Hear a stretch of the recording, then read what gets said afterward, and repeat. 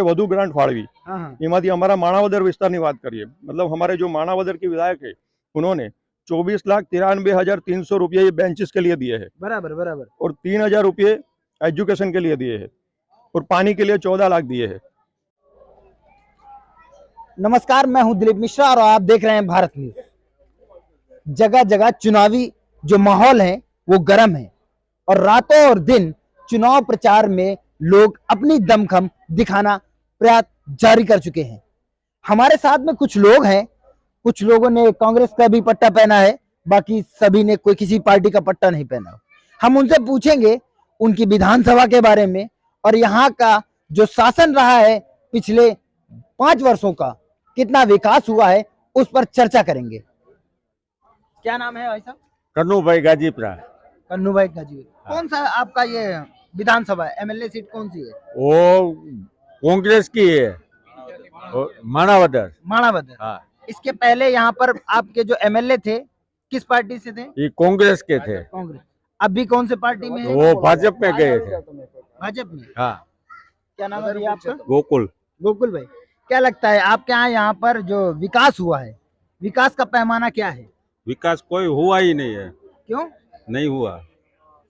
यहाँ जो एमएलए था वो भाजपा कांग्रेस में था पहले, वो पक्ष पलटा करके वो चले गए भाजपा में। अच्छा, दल बदलू थे, ऐसा किया? हाँ। तो उन्होंने कोई विकास नहीं किया? नहीं किया। वो जब इलेक्शन आता है तब आते हैं, बाद में 5 साल आते ही नहीं। कागजों में तो लिखा है कि सारा विकास हुआ है, वो तो लिख डालते हैं ऐसे ही। सबसे ज्यादा यहाँ पर कौन सी कास्ट है? यहाँ पाटीदार। पाटीदार। पाटीदारों का क्या रुझान है? वो इस बार कांग्रेस को ही मत देंगे। पक्का? पक्का। अभी दादा तो कांग्रेस वाले हैं, तो दादा के बगल में आप खड़े। क्या नाम है आपका? परेश भाई कासड़िया। परेश भाई कसरिया। क्या लगता है आपको यहाँ का माहौल क्या कहता है? माहौल अभी तो ऐसा लग रहा है कि कांग्रेस ही आएगी इधर। तो अभी ऐसा लग रहा है। हाँ। क्या लगता है बाद में बदल सकता है? कुछ कहा नहीं जा सकता, लेकिन अभी तो ऐसा लगता है कि बदलेगा नहीं। बदलेगा नहीं? क्यों नहीं बदलेगा, उसका कोई कारण है? क्योंकि यहाँ पे जो है ना शासन है ना, उस हिसाब से यहाँ पे ग्रामीण लोग का शासन है। ग्रामीण विस्तार है, जो सब किसान है, खेतीबाड़ी से जुड़े हुए लोग है। और ये लोग जो भाजपा सरकार है वो कॉर्पोरेट सेक्टर की है। क्या लगता है आपकी लोगों की समस्याएं क्या है? हमारे यहाँ की समस्या है लाइट, बिजली। गुजरात में बोलते हैं 24 घंटे लाइट आती है और आप कह रहे हैं लाइट की समस्या है। नहीं आती यहाँ पे। बड़ा सवाल है। बहुत बड़ा सवाल है। यहाँ पे वो धारासभ्य था हमारे, उसने हमें आधा तालुका मेंदड़ा आधा तालुका वो शासन 25 किलोमीटर दूर वो हमको इसमें डाल दिया। अभी हम खेडूत को वहाँ बिल भी वहाँ भरना पड़ेगा, कोई शिकायत होगी तो वो भी वहाँ जाना पड़ेगा। बोल सकते हो, कोई दिक्कत नहीं है।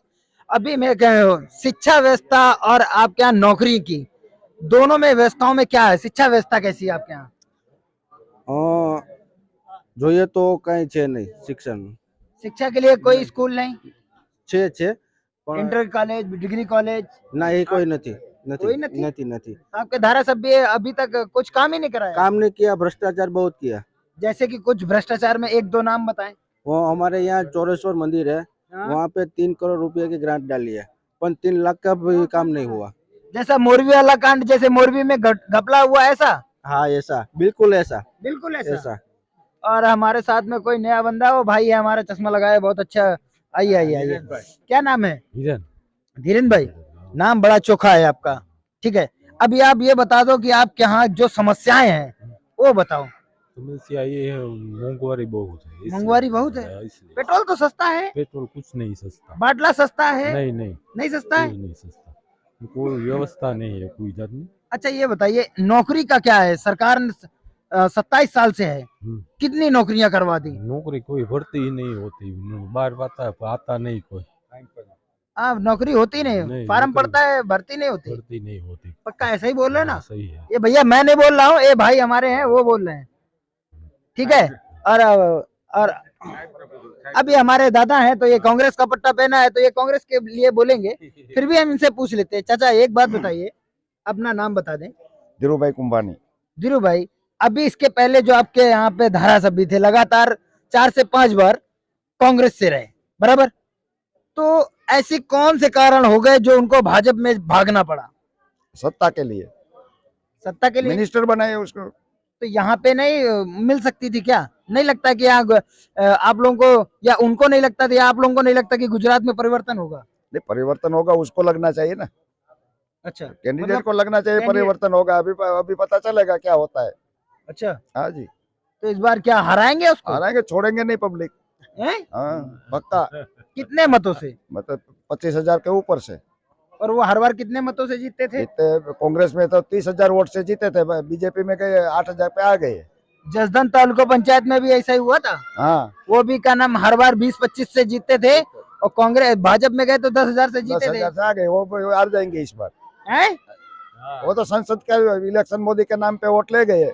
अच्छा अच्छा। हाँ, अकेला लड़ेगा, अभी पता लगेगा अच्छा क्या ये होता है। बताइए, आपके क्षेत्र में कल अमित शाह जी आ रहे हैं, मतलब राजकोट में आ रहे हैं, तो यहाँ आ रहे हैं, बात आजू बाजू वाला वो है। कहीं भी जाए उससे कोई तो क्या मतलब नहीं, असर गुजरात की पड़ेगा? पब्लिक को कुछ असर नहीं पड़ेगा। कहीं भी जाए गुजरात की पब्लिक को कोई असर नहीं पड़ेगा। वो तो गुजरात के बेटे हैं, तो क्या असर नहीं पड़ेगा? इसलिए तो भागते हैं, हैं? पूरा देश छोड़ के भागते आते हैं, इधर क्यों आते हैं? अच्छा एक बात और पूछेंगे लास्ट, कि भाजपा ने 27 साल से राज कर रही है, बराबर है ना? हाँ जी, तो ये जब विकास के काम गिनाती हैं तो 20 साल क्यों गिनाते हैं, 7 साल क्यों छोड़ते हैं? वही तो बात है ना, वो केशुभाई पटेल को छोड़ रहे हैं, नहीं, जो मुख्यमंत्री मैं है वो। आपसे पूछना चाहता हूँ, 7 साल कहाँ जाते हैं? नहीं, 7 साल जाते हैं, वो केशुभाई पटेल की जाते हैं 7 साल।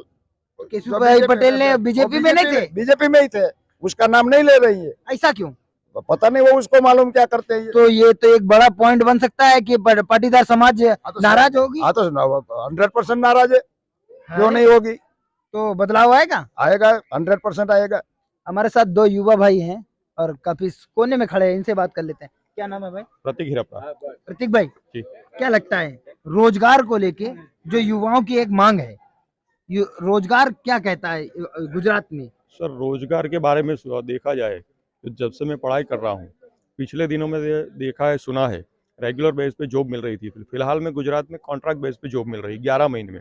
11 महीने के बाद अपना घर छोड़ के निकल जाओ, और हम ये देख रहे हैं, और मैंने काम भी किया इस तरह से। आपने इस सरकार में इस या- तरह से या- प्राइवेट सेक्टर में काम किया? प्राइवेट सेक्टर नहीं, गवर्नमेंट सेक्टर, ये गवर्नमेंट में मतलब एक हाँ नियत टाइम पे, हाँ, फिक्स टाइम पर हाँ, एक ठेकेदारी अंडर। ठेकेदारी के अंडर में ना? जॉब तो है ही नहीं। अगर जॉब है तो 11 महीने पे क्यों ले रहे हैं? तो सरकार तो बता रही यहाँ पर विकास का मॉडल बढ़ गया है, सर ये देखिए, रोजगार का मॉडल बढ़ गया है, आपने बताया, ह्यूमन इंडेक्स बढ़ रहा है, आपके घट रहा है, आपके सब क्वेश्चन में ही आपका आंसर है। नहीं, ये मैं आप बता रहे हो, सरकार बोल रही आप है। बता रहे हो कि आप रोजगारी नहीं दे रहे या रोजगारी दे रहे हैं। तो मैंने आपको जिस तरह से बताया उसी तरह से आपके क्वेश्चन में उनका आंसर है, रोजगारी तो है ही नहीं यहाँ पे। है नहीं?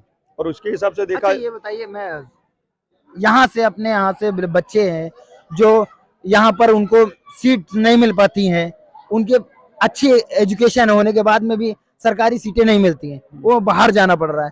क्या लगता है कि जो आज नेता इतनी बड़ी बड़ी रैलियां करते हैं, वो पैसा बच्चों के हित में लगना चाहिए या किसी और कार्य में लगना सर, ये चाहिए? हमारी आवाम की कमजोरी है।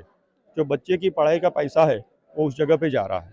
हमारे यहाँ की बात करें तो 25 लाख रुपए ये बेंचेस में खर्चा हुआ है।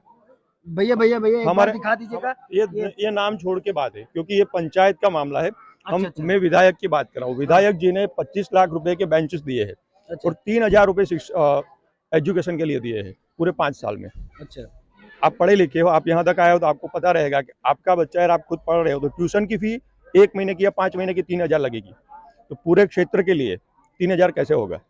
नहीं, ये तो काला बाजारी हो गई। नहीं है, मेरे पास रिकॉर्ड है उसका, मैं आपको दिखा सकता हूँ। अभी देखिए भाई के पास सब कुछ है और फिर भी कहते हैं कि अभी रिकॉर्ड है यहाँ पर। आप मैं कैमरामैन से भाई से चाहूंगा कि थोड़ा सा पास में लाके वो रिकॉर्ड जरा सा स्पर्श कराएं। ये देखिए सर, ये है वो रिकॉर्ड। अगर आप गुजराती पढ़ सकते हो तो देख लीजिए।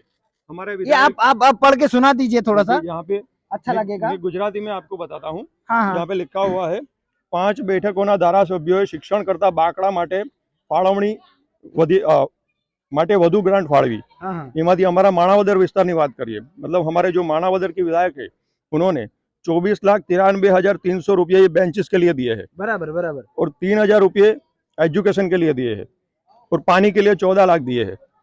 तो जरूरत मतलब एजुकेशन की जरूरत नहीं है, जरूरत इसकी ब्रेंच है की या- ज्यादा किसकी जरूरत है? आप जिस तरह से बोल रहे हो, अगर एजुकेशन में हमें सीट मिल रही है तो 3,000 में क्यों नहीं मिल रही है? अगर 3,000 विधायक जी मान रहे हैं 3,000 में मिलनी चाहिए, तो 3,000 में हमको क्यों नहीं मिल रही है? पूरे क्षेत्र के लिए, पूरे हमारे विधायक क्षेत्र के लिए 3,000 में सब बहुत ज्यादा है, तो फिर हमारे यहाँ पे क्यों नहीं हो रहा है? हम क्यों 5 लाख 10 लाख रुपए डोनेशन देके बेंच सीट खरीद रहे हैं? ये बड़ा सवाल है। हाँ, या ये लेकिन आप भी अगर जानते हो। ये सरकार को, ये सरकार अगर ये किसी भी न्यूज़पेपर में प्रकाशित हो रहा है, ये सरकार तक जा रहा है, तो सरकार को क्या इसमें एक्शन लेना चाहिए था? देखिए सर, सरकार उनकी है, एक्शन तो वो लेगी, मैं तो नहीं बता पाऊंगा क्या लेगी। नहीं, आप एक नागरिक हैं और आपके द्वारा ही सरकार चिन्हित होती है, आपका क्या ओपिनियन है? उनके पीछे हमारे पीछे भी कुछ है, और वो हमारे पीछे लगा देंगे अगर आप हमसे बुलवाएंगे तो। नहीं, नहीं, उनके बोलिए पास खुल के। उनके पास देखिए, एक देखिए, आम आदमी का अधिकार है बोलने का। उनके पास ईडी है, सीबीआई है, हमारे पास तो है नहीं। हमारे पास तो हमारा घर है, वो छोड़ के तो हम जा नहीं पाएंगे। वो ईडी सीबीआई लेके आएंगे तो हम कहाँ जाएंगे? ठीक है, ठीक है। अभी हमारे साथ दादा हैं। दादा, 1 मिनट आगे आइए। क्या नाम है? मगन भाई मगन भाई। अच्छा, आपकी उम्र कितनी होगी? हाँ? 70 साल? 70 ने बराबर। अभी हम पूछते हैं, आपने 70 साल उम्र जिया है, 27 साल भाजपा का राज रहा है, उसके पहले कांग्रेस का राज रहा, तो दोनों में सबसे अच्छा आपका जीवन किसमें कटा? कांग्रेस में। क्या काम किए कांग्रेस ने? अगर आप लोग कांग्रेस की बड़ाई कर रहे हैं तो कांग्रेस ने काम क्या किए? मेरी बात सुनो जी।